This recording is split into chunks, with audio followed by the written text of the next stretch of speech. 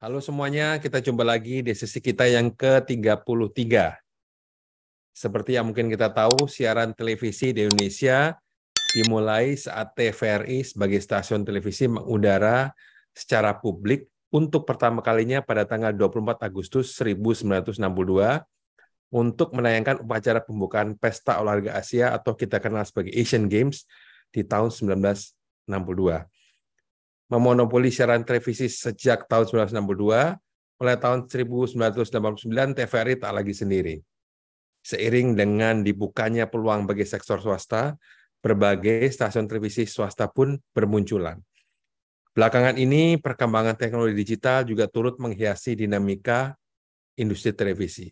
Untuk membahas dan mendiskusikan dinamika yang dimaksud, kita kedatangan Bapak Dudi Hendra-Kusuma. Nah, beliau ini sudah malang melintang, bahkan di jajaran manajemen puncak televisi swasta dan TVRI. Jadi seorang praktisi profesional pertelevisian nasional. Mari kita sambut bersama Pak Dudi. Terima kasih Pak Dudi sudah berkenan hadir bersama kita. Bagi Bapak, Ibu, dan teman-teman semua yang mengikuti sesi ini secara live dan memiliki pertanyaan, tolong gunakan fitur chat di Zoom atau fitur komen di YouTube. Selagi ada waktu, kami coba sampaikan pertanyaan-pertanyaan Bapak, Ibu, dan teman-teman semua. Silakan Pak Roy untuk memulai. Terima kasih Pak Budi. Salam kenal Pak Dudi. Senang sekali bisa ada kehadiran Pak Dudi ini sebagai salah satu tokoh televisian ya Pak. Saya ngomongnya aja udah agak susah nih Pak. Sudah jarang nonton ya Pak? Udah nggak nonton, jarang nonton. Nontonnya YouTube melulu ini Pak ya. Jadi pertelevisian Indonesia ini Pak dapat dikatakan mengalami beberapa episode perubahan ya Pak ya. Yeah. Sejak pertama kali mengudara tadi dikatakan oleh Pak Budi itu sekitar tahun 62. Nah, bisakah Bapak jelaskan dalam bahasa yang sederhana ya apa sajakah episode perubahan tersebut Pak? Baik Pak. Jadi seperti yang disampaikan Pak Budi tadi, saya sebetulnya ada bahan presentasi. Pak, kalau karena kita ada ya, model Q&A ya Pak. Itu kalau Pak, untuk mendukung silakan. Apa? Ada Dudi Hendra-Kusuma 2 itu Pak. Biar mungkin lebih gambarnya lebih pasti. Ya, baik. Ervin bisa tolong di-share ininya? Yang Dudi Hendra-Kusuma 2 ya. Oh, Dudi Hendra-Kusuma 2 yang satunya. Ya. Sudah bisa, Pak? Sebentar, Pak. Oh, ini sudah, Pak. Sudah, Pak. Silakan, Pak. Sudah bisa share, Pak. Sudah bisa share ya. Bisa dilihat belum ya? Belum, Pak. Ini sedang sharing ya.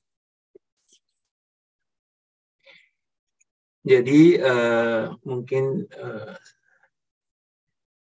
oke. Jadi kalau bisa saya sampaikan begini, saya cerita yang sekarang, kondisi sekarang ini consumer demand TV dan video consumption atau apa namanya itu mengalami perubahan besar dengan perubahan teknologi digital, terutama adanya on-demand service yang baru seperti Netflix, yang tentu jadi merubah medan pertelevisian atau video yang tadinya pada dasarnya televisi itu didominasi oleh audio video atau video konten.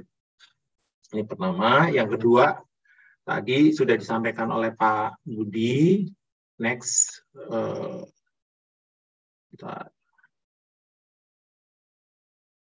Next. Nah, ini sejarahnya mungkin bisa di-share gitu ya. Bahwa bisa saya bagi begitu ya. Pak sampai tahun 1900 ketika 1989 1990 ketika RCTI dan SCTV mulai bersiaran secara lokal dengan box yang kita beli gitu ya. itu kita sebut sebagai fase sebagai lokal atau regional broadcasting era.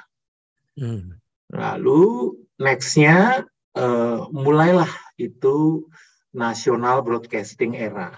Nah, national broadcasting era itu dimulai lahirnya TV-TV itu.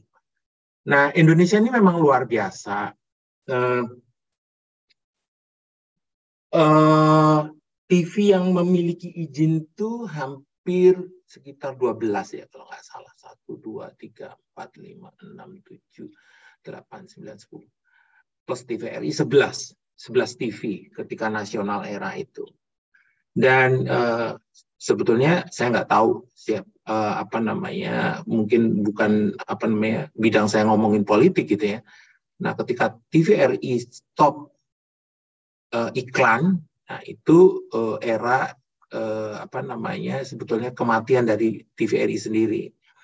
Nah, ketika TV lahir swasta itu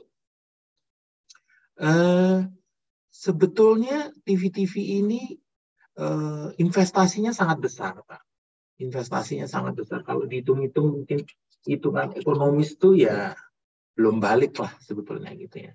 Jadi rata-rata ketika harus bergerak ke analog switch off atau network broadcasting system era yang baru ini, itu rada-rada reluctant, tidak ingin sebetulnya melakukan perubahan itu.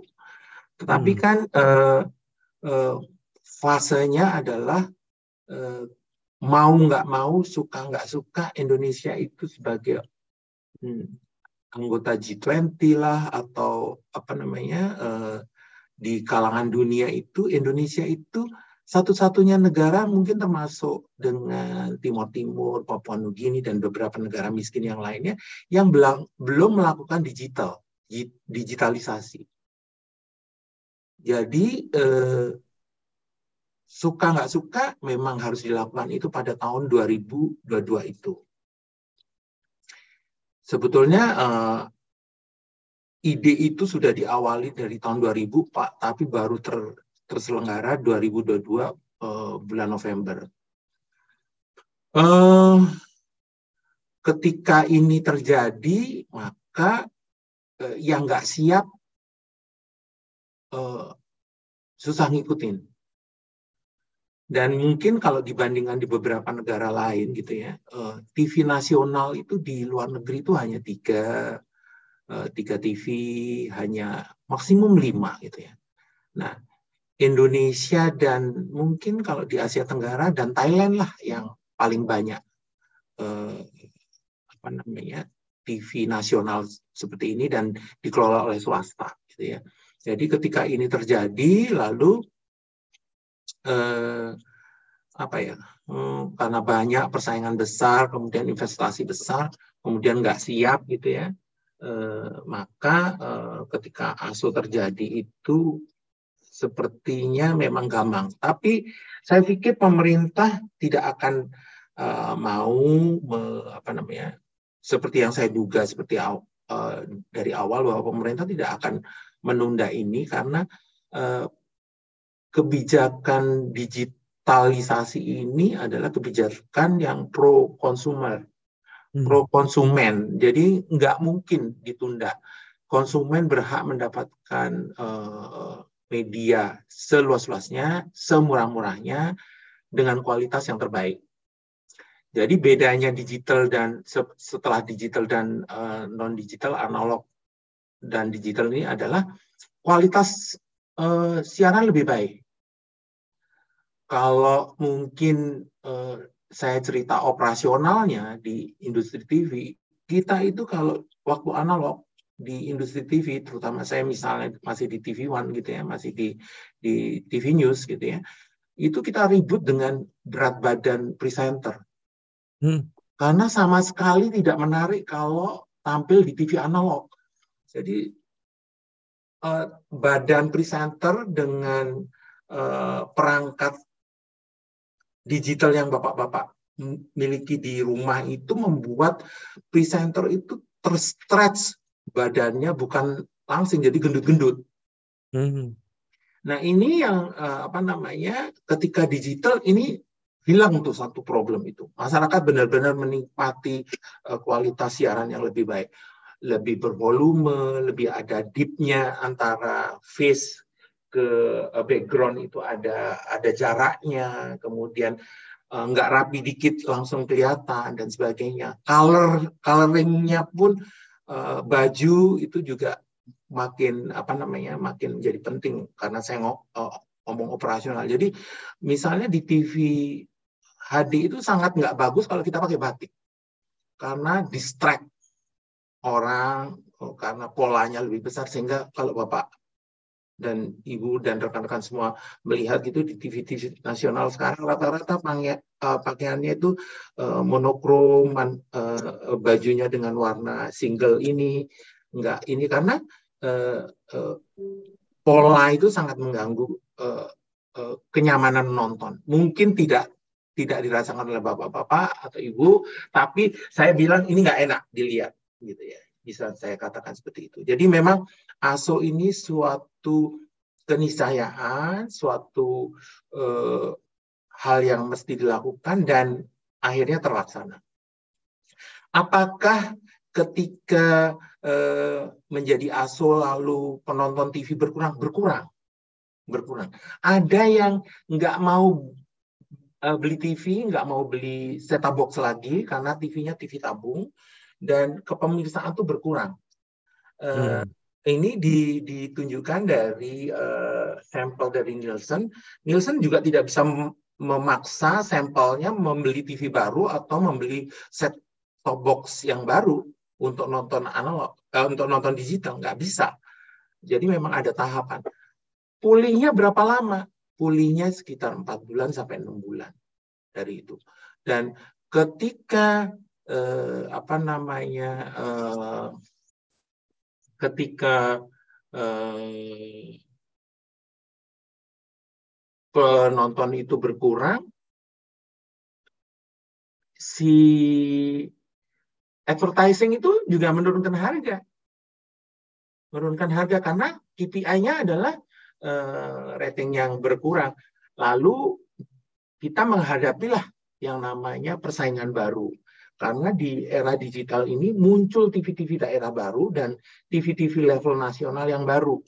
Misalnya kalau di level nasional yang sekarang bisa terlihat share-nya itu satu Mentari, kemudian Moji, kemudian CNN, kemudian VTV, dan kemudian satu lagi Garuda TV. Yang lainnya di setiap daerah pasti ada. Dan TV-TV baru ini di setiap daerah ada di setiap MUX. Jadi ada di sini disebut digital MUX. Jadi pemerintah tadinya itu membagi MUX itu hanya pada TV existing. Kenapa? Menurut saya pemerintah belajar juga bahwa ketika MUX itu dibagi bukan pada TV existing, jadi TV existing harus carry beberapa orang yang punya izin digital. Kalau nggak carry, itu kejadian di Thailand, TV existing itu mati karena nggak bisa bersaing. Jadi otomatis market ini pasti terbagi. Ya, kalau Bapak, Ibu, rekan-rekan mendengar gitu ya, sekarang tuh eranya di TV-TV lagi PHK besar-besaran. Karena revenue tidak bisa lagi menutup dari ongkos yang harus keluar. Karena share sudah terbagi. Share itu terbagi. Misalnya saya cerita, misalnya kayak Antv yang dulu saya pegang itu share-nya tuh turun 50%. Kemudian TV One itu 30%. Lalu kalau kita lihat dari sini, sebetulnya era yang menakutkan ya. Tapi saya ini orang yang optimis, selalu mungkin diajarin Pak Budi ya bahwa perkembangan teknologi itu memang mengubah perkembangan society, kemudian mengubah regulasi, dan ini saya sampaikan ketika di grup FIFA pun menentang adanya ASO ini, saya sampaikan pemerintah tuh nggak bisa dilawan. Pemerintah itu selama kebijakannya berpihak pada rakyat pasti dijalani. Apalagi menyangkut misalnya Indonesia sebagai G20 satu-satunya negara yang belum digital, kan aneh. Kemudian dari digital ini memang pemerintah itu akan menghemat frekuensi. Banyak frekuensi-frekuensi yang misalnya ibaratnya jalan, kalau saya nggak terlalu tahu tekniknya, tetapi dengan digital ini biaya berlangganan kita satelit menjadi turun hampir 30%. Dan frekuensi yang ada itu dipergunakan pemerintah misalnya untuk early warning system, untuk gempa dan sebagainya lah. Frekuensi itu dipakai pemerintah untuk banyak kepentingan, termasuk untuk kepentingan pengembangan telekomunikasi menjadi 5G dan sebagainya. Next. Pak Dudi, sebelum next, mungkin teman-teman Bapak Ibu di sini perlu penjelasan ya Pak. Bedanya analog dan digital tuh di mana sih untuk secara teknologi ya Pak, untuk televisi gitu. Kita kan bicara analog, digital, mungkin punya pengertian beda-beda nih. Kalau analog jam kita tahu ya. Tapi kalau ini TV ini di mana sih bedanya Pak, analog versus digital ini Pak? Ya, analog itu kalau TV-nya pakai tabung Pak. Oh, I see. Oke. Kalau Bapak berlangganan IndiHome, berlangganan TV kabel, itu pasti digital. Oke. Kalau kita bersiaran analog kemudian dipancarkan ke digital seperti di TV berlangganan, itu akhirnya apa yang tadi saya ceritakan. Kok presenternya TV One gendut-gendut ya? Kok gemuk-gemuk ya? Karena gambar itu dari standard definition di stretch menjadi high definition. Oh. Jadi begitu Pak. Nah, jalan keluarnya kalau TV, jadi TV yang dibeli sejak tahun 2020 pasti digital, TV digital. Kemudian kalau belum digital di bawah tahun itu, lalu apa? Kita perlu beli set-top box. Oke. STB. Nah, jadi itu Pak. Perbedaannya di mana? Perbedaannya gambarnya lebih jelas, resolusinya lebih clear, detailnya ya kalau gini Pak. Kalau orang berjerawat, lebih kelihatan jerawatnya gitu aja. Di digital ya? Di digital, Pak. Secara kualitas lebih bagus, secara audio jauh lebih bagus. Jadi tidak bisa disembunyikan ya, Pak? Nggak bisa disembunyikan, Pak. Jadi sekarang saya justru ributnya sama presenter yang jerawatnya besar-besar.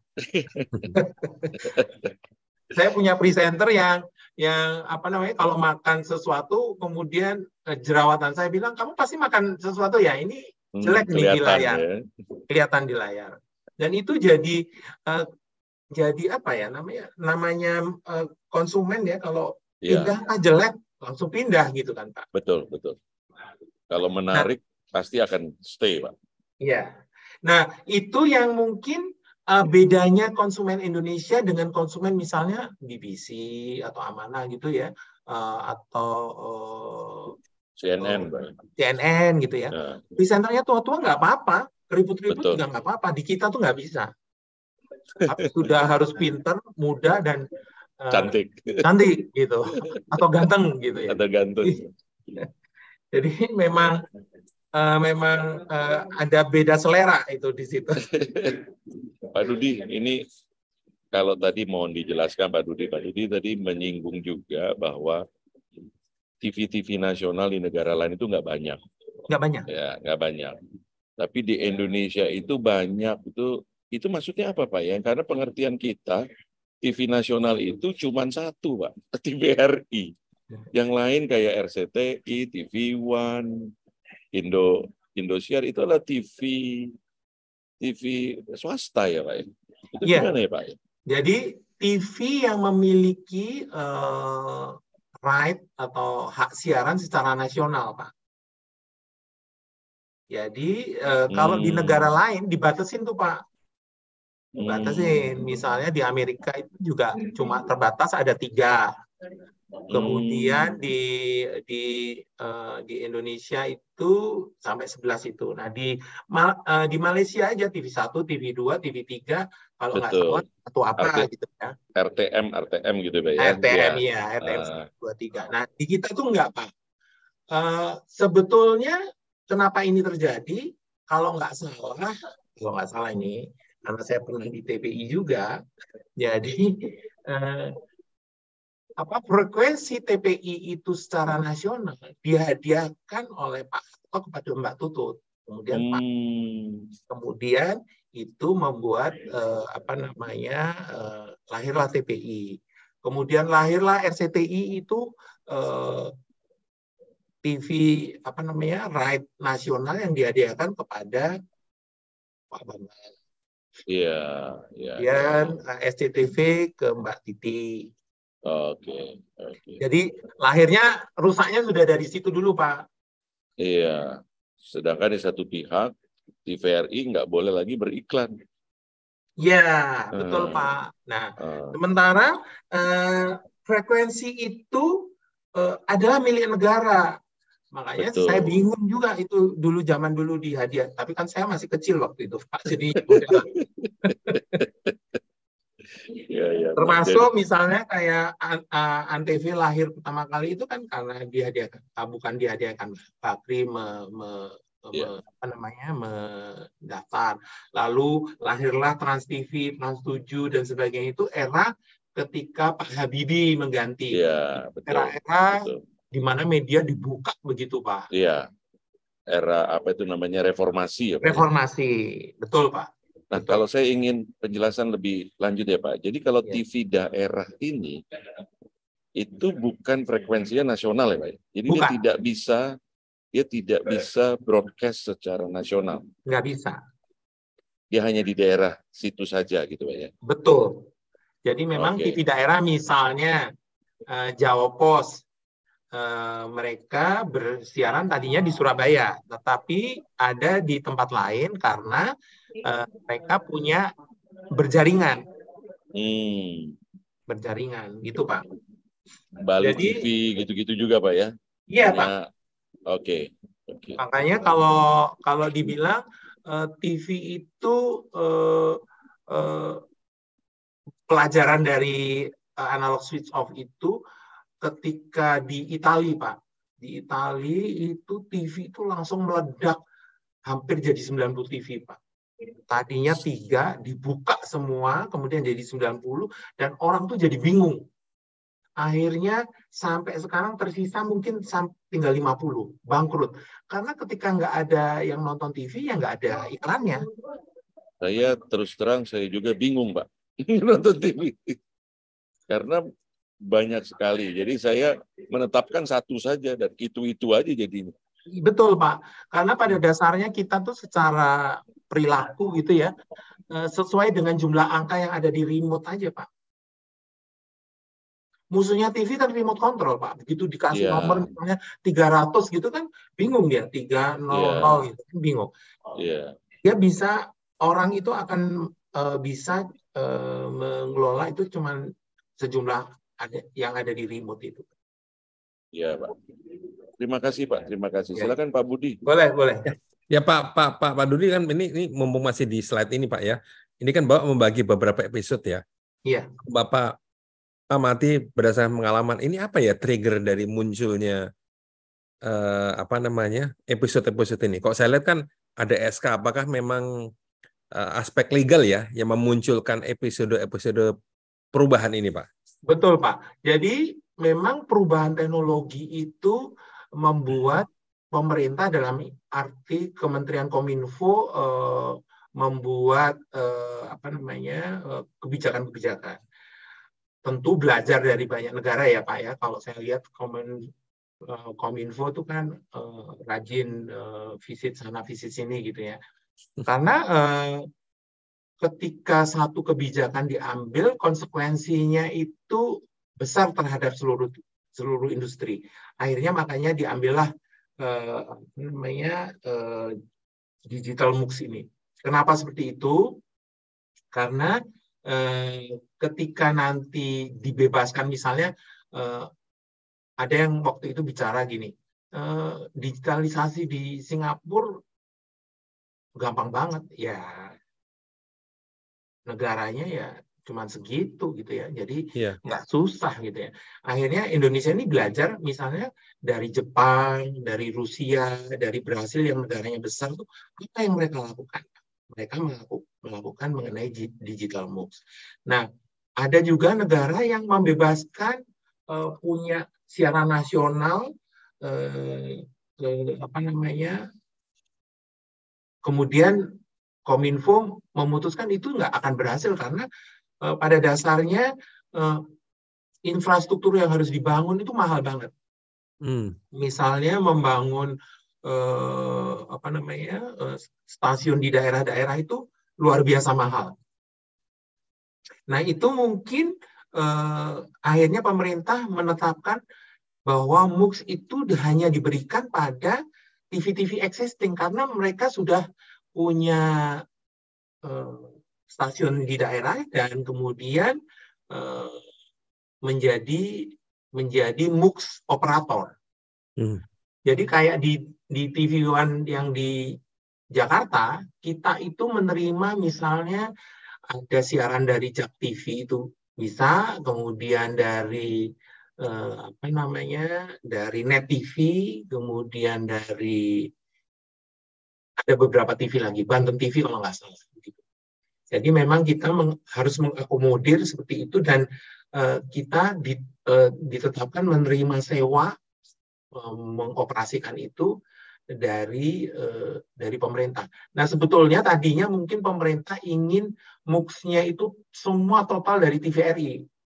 Tapi sepertinya pemerintah nggak punya anggaran kalau semua harus berpusat ke TVRI. Gitu Pak. Baik. Jadi dramanya memang banyak Pak.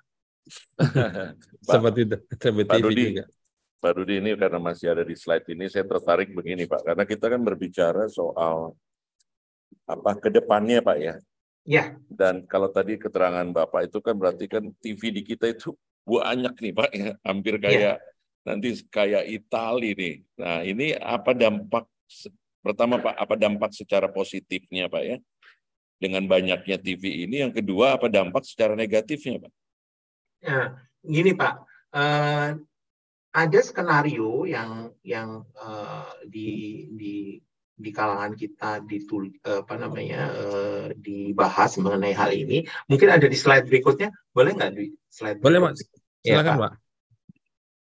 Nanti mohon maaf kalau bolak-balik Pak ya. Nggak apa-apa Pak, nggak apa-apa Pak. Ya, siap. Next slide, sebentar. Ya, sudah kelihatan. Ya, jadi kalau dilihat di sini Pak, media penetrasi TV itu menurun. Apakah berarti orang itu tidak menonton televisi lagi? Tidak. Tidak menonton televisi lewat televisi, tapi menonton televisi lewat media digital. Jadi gitu Pak. Jadi apakah consumption per hour-nya menurun? Enggak. Sama sekali tidak menurun. Cuma cara menontonnya itu berbeda. Oke.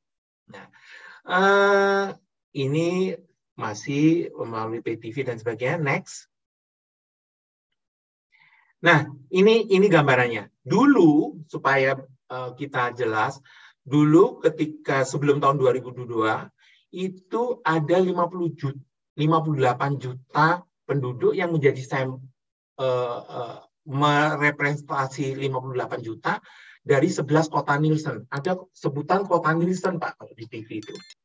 Kota Nielsen itu Kalau Sumatera, Medan, Palembang, Jakarta, Bandung, Semarang, Jogja, Surabaya, Surakarta, kemudian Banjarmasin, Makassar, dan Denpasar. Dianggap ini mewakili Indonesia dengan national coverage itu. Lalu dengan sistem digitalisasi dan ini sudah dilakukan di kota-kota. Nah ini bagusnya sistem digitalisasi itu seperti ini. Jadi ketika kita punya misalnya di Jawa Barat, gitu ya, otomatis TV One itu bisa ditonton di Cirebon, di Sumedang, di mana-mana di wilayah Jawa Barat, dan itu tadinya nggak digital, kita digitalisasi juga prosesnya gitu. Jadi nanti akan ada namanya Java Urban. Java Urban itu sekitar 90 juta. Nah ini datanya sudah ada. Artinya kepemirsaan tidak diukur dari hanya sekedar 58 juta, tapi 90 juta orang ini. Kemudian nanti tahun 2023, tepatnya 2024 ini ada yang namanya national urban, diukur dari 130 juta. Mungkin ini fair untuk para pengiklan. Para pengiklan itu merasa sekarang ini dengan 11 kota itu mereka tidak menggambarkan situasi yang sesungguhnya gitu ya. Nah, kalau dilihat dari 58 juta ini yang penonton ini Pak, ini sekarang ini masih 55 juta. Kenapa 55 juta? Karena di Indonesia ini ASO ya ASO gitu aja Pak. Pemerintah ASO TV analognya yang mungkin Bapak lihat di tabung-tabung di tempat di pedesaan ya mati, ya nggak bisa hidup, sama sekali nggak bisa terima siaran. Nah kalau di luar negeri, di Inggris atau di beberapa tempat lain Pak, itu orang itu untuk nonton digital itu bisa ambil kupon ke kantor pos untuk beli TV baru atau untuk beli perangkatnya. Di kita nggak ada. Kita ada pembagian dari pemerintah dan pembagian dari TV-TV swasta ini. Pembagian TV-nya Pak ya? Bukan TV, box. Box setup STP tadi ya? Ya, STB tadi. STB. Kalau di negara lain itu ada kupon, sistem kupon, kemudian pemerintah membagi lewat kantor pos, kemudian bisa dibeli set-top box dan sebagainya. Dan pada dasarnya perilaku penonton itu nggak mau susah. Iya, betul. Nggak mau susah. Nah, makanya yang pinter itu sebetulnya ya grup-grup tertentu. Misalnya Bapak kemarin ada World Cup dari SCTV Group dan Indosiar Group. Yeah. Dan itu diselenggarakan pada saat ASO yang pertama. Ketika TV-nya nggak nonton, ya orang beli. Ya, betul.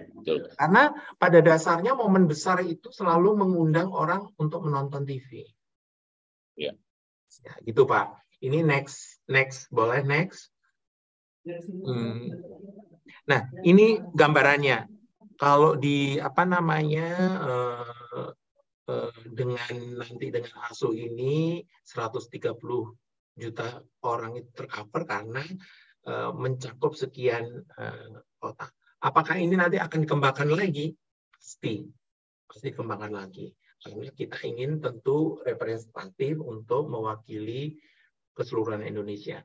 Nah, dulu itu memang Pak, kalau Bapak cerita TV analog ketika Bapak ada di Jakarta, kenapa ya stasiun TV ada di Kebon Jeruk?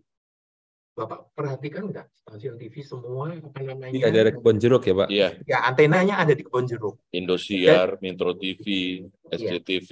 Itu ceritanya pertama kali yang bikin di Kebon Jeruk adalah RCTI. Oh. Kalau mau nonton RCTI ya arahnya harus ke RCTI. Makanya semua TV tadinya misalnya TPI membangun di Taman Mini, kemudian LaTV membangun di Pulau Gadung. Ya orang kan nggak mau mindah-mindahin antenanya, Pak. Jadi ya karena semua sudah di mana namanya Kebon Jeruk, terpaksa lah tanah Kebon Jeruk itu jadi mahal untuk membeli dan harganya nggak masuk akal, Pak. Ketika membeli di situ tuh nggak masuk akal sama sekali. Oh, itu hanya gara-gara RCTI pertama kali di sana, semuanya ngikut ke sana supaya nggak pindah-pindah itu Pak ya, antena ya Pak. Betul. Jadi itu yang terjadi kalau kayak di RRT semua didrive oleh pemerintah CCTV gitu. Makanya ada menara TV di Shanghai, menara di TV semua jadi ikon kota-kota. Ya ngambilnya cuma di situ. Atau di Korea Selatan gitu ya. Kalau kita lihat semua menara TV itu jadi ikon kota gitu ya. Karena memang mereka itu sudah mungkin ambil kebijakannya benar dari awal. Betul, betul Pak. Silakan Pak Budi, ya, ini ada pertanyaan Pak Budi, Pak Budi. Ini ada pertanyaan dari Pak Wahyu nih Pak, saya bacakan Pak ya, supaya yang lain juga mendengar. Pak Dudi, TV digital mensyaratkan teknologi konversi dari sinyal analog ke digital. Dan syarat utamanya adalah penyediaan alat konversi, konverter tadi ya, berupa STB ya Pak ya, atau konverter lain seperti TV kabel. STB sebagai konverter paling umum untuk siaran terestrial itu gratis Pak. Menjadi syarat mutlak untuk sebagian masyarakat kita yang memang pengguna siaran terestrial. Kendalanya STB yang beredar saat ini, satu, harganya bervariasi, yang bagus mahal, yang sedang murah tidak awet. Dua, keandalan device STB belum teruji. Contohnya dalam setahun saya sudah ganti 3 kali STB karena rusak. Umumnya komponen power supply-nya lemah. Yang ketiga, STB gratis ya umumnya relatif tidak awet. Bagaimana nih Pak kendala-kendala ini dapat diatasi? Jadi memang Pak, alat lain nggak ada kecuali STB kalau memang perangkat di TV itu memang belum digital. Kita sudah sering mendengar masalah ini. Biasanya kalau komplainnya misalnya ke salah satu TV, mereka akan bagikan set-top box gratis. Nggak ada jalan lain, kita nggak bisa satu-satu, tapi kalau ada yang komplain, Pak ini STB-nya kok begini, saya beli begini-begini, biasanya kita lakukan memberikan STB gratis karena sebagai bagian dari sosialisasi kita adanya digitalisasi. Nanti kalau memang Bapak mau bisa kontak saya dan nanti saya kirim STB. Tapi Pak gini, katanya digitalisasi ini relatif aman terhadap perubahan cuaca gitu ya. Tapi pada kenyataannya ketika heavy rain kemudian cuaca sangat buruk, ya digital ini nggak bisa nonton sejam 2 jam gitu ya. Karena digital ini hitungannya gini Pak, ada atau nggak ada? Nggak ada tuh bintik-bintik, ada hujan-hujannya di TV saya, nggak ada. Kalau nggak bisa ditangkap ya udah gelap aja. Tapi kalau hilang, gitu Pak. Jadi ya ada plus minusnya tentu di negara-negara, tentu di daerah-daerah yang misalnya ada di daerah kayak Depok itu ternyata gudangnya gudangnya petir Pak. Itu STB itu sering rusak. Nah itu juga berpengaruh. Jadi lokasi geografis dan sebagainya ini kalau dibilang digital tuh nggak ada kekurangannya, ada kekurangannya. Sangat ada kekurangannya gitu. Tapi secara gambar memang luar biasa lah. Kalau yang pertama yang kita Ini semua presenter saya itu terima kasih ya Pak, sudah high definition, sudah masuk, karena saya nggak perlu ditimbang-timbang lagi setiap hari. Jadi mereka sebelum siaran saya timbang Pak, karena kalau terlalu gemuk Iya. kelihatan banget lah gitu ya. Berarti saya nggak masuk dong, Pak ya. Saya tuh paling takut Pak masuk TV, kelihatan besar gitu. Baik, terima kasih Pak penjelasannya. Ya. Jadi ini kita tahu lah Pak ya, bahwa sebenarnya penonton TV itu tidak berkurang tapi berpindah ya Pak ya, istilahnya ya. Berpindah ke, tadi Bapak bilang melalui berbagai media elektronik dan media sosial. Gitu. Nah, jadi kalau begitu, bagaimana Pak dampaknya dengan peran siaran televisi? Apakah ini akan terpinggirkan, Pak? Jadi gini, Pak, kalau saya bisa mengatakan bahwa siaran televisi itu akan tetap koeksis gitu dengan platform yang lain. Cuman memang kita harus melakukan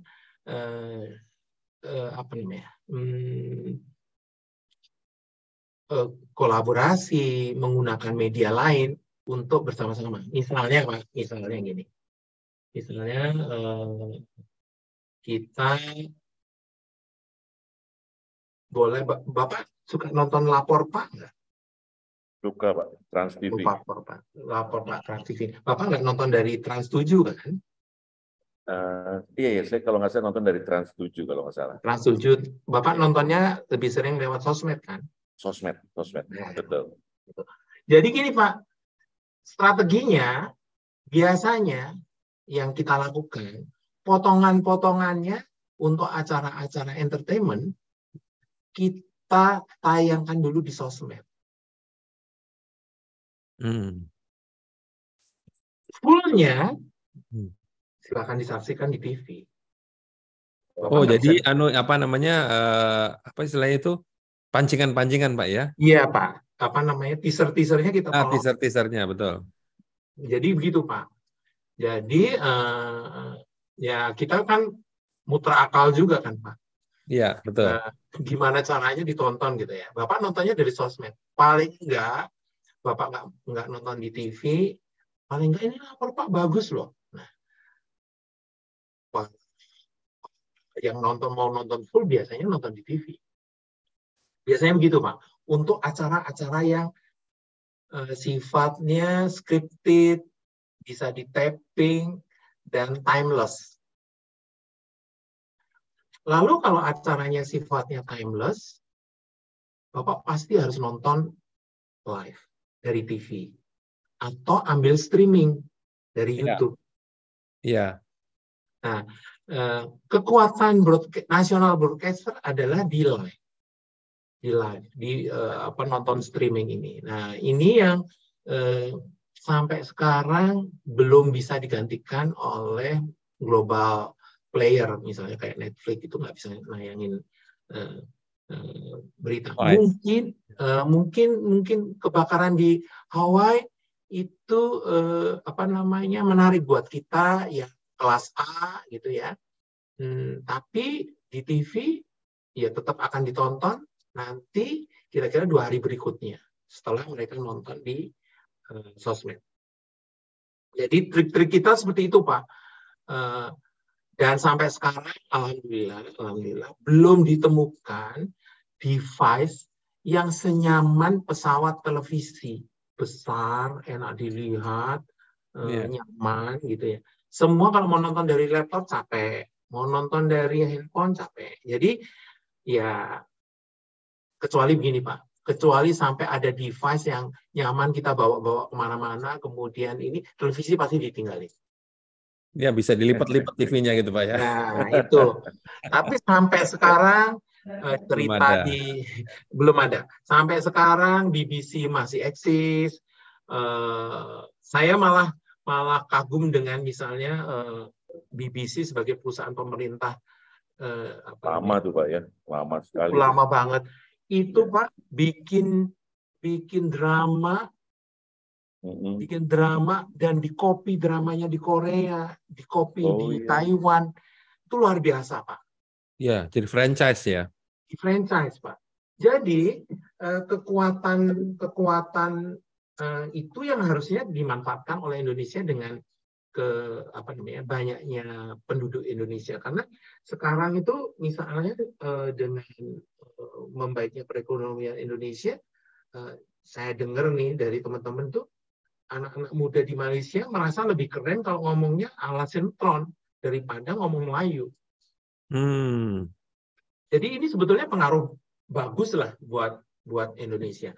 Dan ini memang dengan mungkin ada next lagi, satu lagi. Ya, silakan Pak. Ini Pak, ini jadi dari analog kemudian ke digital quality, kemudian yang free yang 48 channel di atas Pak, yang lainnya itu pakai internet fee. Next, satu lagi. Nah, ini Pak. Bapak mungkin lihat ada video, ada Netflix, kemudian ada saya langganan View, langganan Viki, langganan Loklok, karena nonton itu selain hobi juga pekerjaan, Pak. Nah, kayak di WTV aja, Pak. Di WTV gitu ya. Itu OTT. Yang ditonton OTT yang kita tonton di situ itu Pak sinetron Indonesia, Pak. Walaupun WTV milik China Company gitu kan Pak, milik CCTV.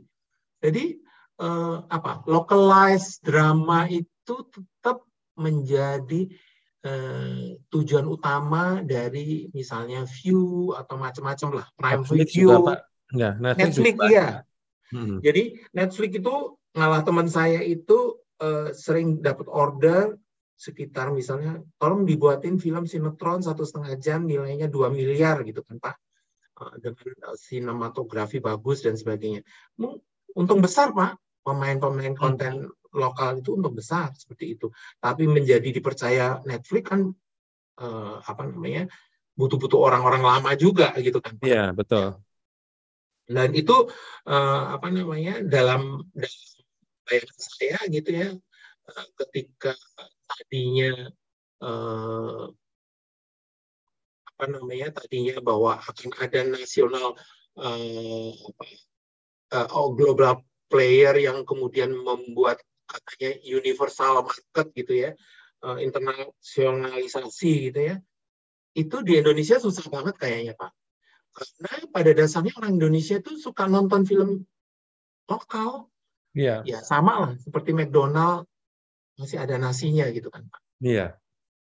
Jadi Pak Dudi, mumpung masih ingat nih, tadi kan Bapak bicara live streaming dengan YouTube ya, itu kan bisa align ya dengan televisi Pak ya. Nah sekarang dengan OTT gimana nih, over the top? Mungkin ini teman-teman Bapak Ibu di sini perlu penjelasan OTT itu apa sih gitu, dan bagaimana televisi itu bisa integrate atau synergize sama OTT ini Pak. Jadi sekarang ini OTT ini yang baru ini kan Pak, OTT itu biasanya besar karena apps, kemudian besar karena investasi besar gitu ya. Namun tergantung kekuatannya ya Pak ya, balik-balik kekuatannya bisa apa enggak gitu ya Pak. Nah, seperti View, seperti WTV itu sekarang cari partner misalnya WTV bekerja sama dengan RCTI Plus. Karena mereka itu merasa brand lokal ini punya kekuatan akses ke market dan punya akses ke advertising. Mereka kalau sistem bakar-bakaran uang, contohnya di sini saya sebut sini Mola TV Pak. Mola TV itu udah kurang apa kuatnya Jarum, kayaknya sudah mau berakhir nih Pak. Oh iya, Mola TV mau berakhir Pak. Iya Pak. Nah, maksudnya gini, apa ini sistem kayak airlines ya Pak? Ada code sharing ya, kalau kita terbang satu rute, itu kodenya kan ada beberapa Pak ya, GA berapa, SQ berapa, jadi sama sebetulnya. Apakah model kayak gitu ya, aliansi ya Pak ya? Sekarang View itu Pak dimiliki oleh perusahaan Korea, beroperasi di ini, dibatasi dengan geografis site, jadi nggak bisa ditonton di luar Indonesia gitu kan Pak. Ya. Dan itu kalau kita mau nonton free-nya ada, tapi diisi iklan-iklan. Tapi kalau mau VIP, kita bayar iuran, mungkin 50.000 sampai 75.000 sebulan. Kemudian kita bisa nonton View ini khusus untuk film-film drama-drama Korea. Kemudian WeTV ini untuk Drajin-Drajin, drama Cina. Sebagai pengelola TV, apakah ini menarik? WeTV dan View ini menarik menurut saya. Mereka punya market tersendiri. Kalau View ini lebih anak muda, karena saya tahu anak muda karena pacing-nya cepat, plotnya, twist-nya macam-macam, dan profilnya banyak gitu. Sementara WeTV ini mungkin mirip drama Indonesia, sangat linear ini dan panjang. Buat anak muda nggak sabar ngikutin WeTV. Tapi buat apa namanya dengan mungkin penonton perempuan usia 25 tahun, mungkin 30 tahun ke atas, maulah nonton WeTV ini.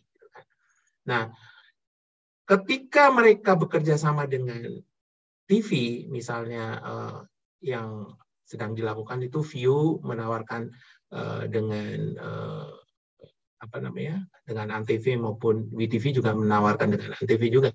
Itu memang yang harus dilakukan sebagai broadcaster, sebagai siaran, karena ini bukan live. Itu harus menyajikan sesuatu yang lain. Misalnya kalau saya ngelola misalnya drama Cina, itu mungkin 2 episode, 3 episode saya jadiin 1. Karena untuk tetap menarik, meng-attract penonton televisi gitu kan Pak. Karena kalau terlalu lama kan juga susah. Tapi pada jam-jam tertentu ya nggak apa-apa drama itu lama, karena mungkin TV itu sesekali dilihat misalnya pada jam ibu memasak. Jadi memang kadang-kadang TV itu pokoknya dengar ceritanya udah sampai ke sini gitu ya. Nah ada apa namanya, preferensi orang Indonesia menonton dengan subtitling, ada juga dengan didubbing. Nah ini juga harus bisa diakomodasi di tontonan sekarang ini, Pak. Jadi memang penonton lebih cerewet ya, karena pilihannya banyak. Iya, betul. Pilihannya banyak. Berarti sekarang OTT itu dan televisi itu sebetulnya tidak benar-benar bersaing, Pak ya? Karena mereka juga kerjasama untuk memproduksi sesuatu dan saling membutuhkan gitu ya maksudnya? Betul Pak. Kalau dibilang bersaing, mereka fokus pada market masing-masing tentu. Tapi biasanya untuk merich marketnya lebih besar, mereka bekerja sama. Ini samalah dengan misalnya TV One gitu ya, bekerja sama dengan CCTV, sedang apa namanya bekerja sama dengan CCTV untuk mendapatkan konten terbaru, akses terbaru dari negara besar gitu ya. Dan mereka mungkin juga cara menaklukkan market Indonesia dengan budaya dan sebagainya itu ini. Dan orang Indonesia kan sangat open Pak. Kalau nggak suka ya nggak suka gitu aja. Netizen ya. Luar biasa Pak.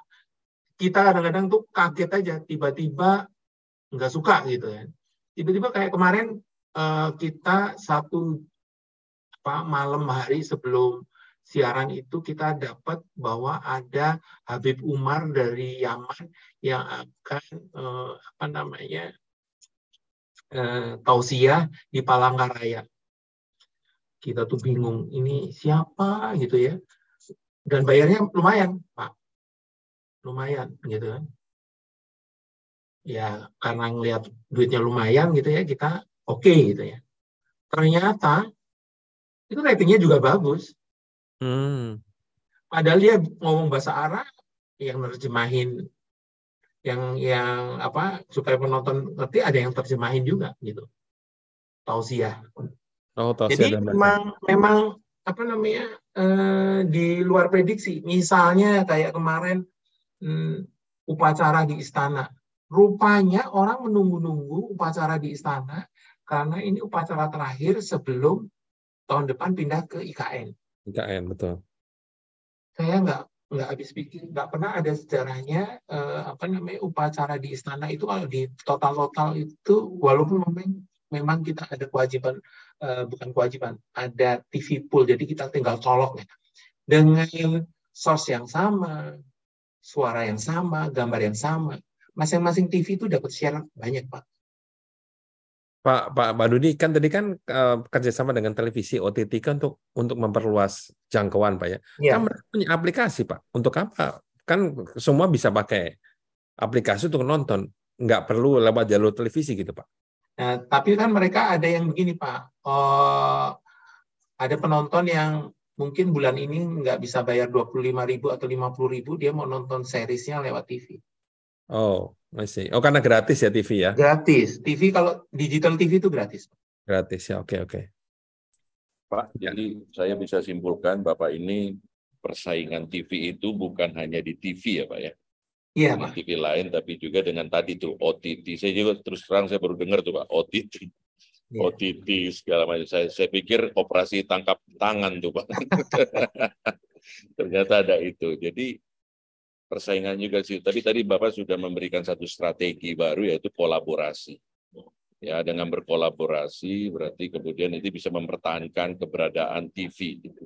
Nah ini Pak agak sedikit personal nih, karena Bapak kan masih ada menjadi pejabat di salah satu TV. Yeah. Kalau boleh tahu Pak strateginya TV yang Bapak sekarang pegang ini untuk bisa eksis ya di dunia televisian ini apa Pak? Singkat aja Pak. Kalau TV One ini kan TV berita ya, jadi saya sebutkan aja TV berita supaya bapak-bapak iklan aja nonton TV berita gitu. Boleh slide-nya di ini aja, di live aja ya, TV berita. Jadi strategi kita adalah satu, kekuatan TV itu live. Bapak bisa tonton TV One itu live dari pagi sampai tengah malam gitu ya. Itu live. Dan live itu bukan begini. Live itu saya berdiri di depan layar, kemudian saya menyampaikan berita, kemudian saya cuplik beritanya saya sudah rekam tadi pagi. Enggak. Beritanya live juga, Pak. Saya berbicara dengan Pak Budi dari Depok, mengabarkan kejadian di Depok. Saya menyapa, jadi ada parade live. Parade live itu harus kita lakukan karena esensi dari TV berita itu live. Itu satu. Yang kedua, nah ini agak susah ini. Harus menayangkan yang viral.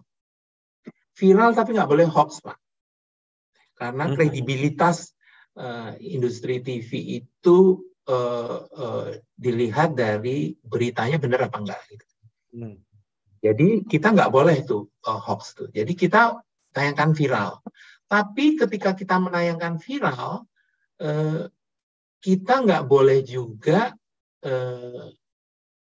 sama-sama berita viral itu. Misalnya begini Pak, ada kapan tuh viral mahasiswa KKN di suatu daerah berfoto dengan anak umur 10 tahun. 10 tahun kemudian, anak perempuan 10 tahun ini menikah dengan mahasiswa itu. Gambar-gambarnya nggak ada. Terus kita undang tuh Pak, kok bisa sih jatuh cinta, kok bisa ini. Jadi lebih ke deep interview, lebih ke pendalaman, lebih ke apa namanya, melihat sisi lain gitu kan. Atau kalau misalnya kita live sidang Mario Dendi gitu ya. Itu kita panggil. Ini ekspresi begini nih, psikolog terkenal lah, kita panggil. Ini sakit atau gimana sih? Kok nggak ada rasa bersalah, nggak ada. Jadi dramatisasi dari itu, ya kita sebut dramatisasi ya. Dramatisasinya harus diungkap sebagai suatu TV berita. Sama misalnya orang bunuh diri karena pinjol, karena kripto gitu kan Pak. Itu harus kita ulik. Kita sebagai TV ya punya TV berita punya idealis. Ini nggak benar nih pinjol ini. Tapi kita konfirmasi misalnya ke OJK yang memberi izin pinjol, dan so far memang pinjol-pinjol ini tidak berizin, dan korban bunuh diri itu banyak banget Pak.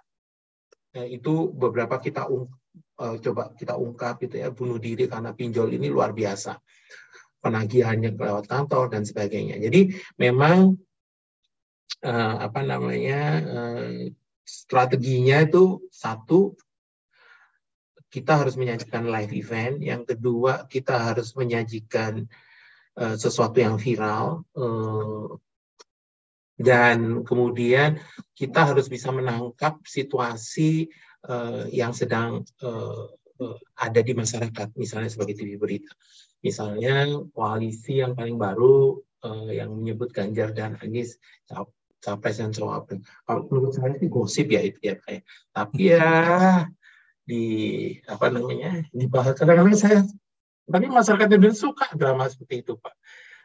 Saya suka negur anak-anak, lebay amat sih dibahas begitu. Ya Pak, ini lagi seru. Jadi kita harus bisa nangkap itu Pak.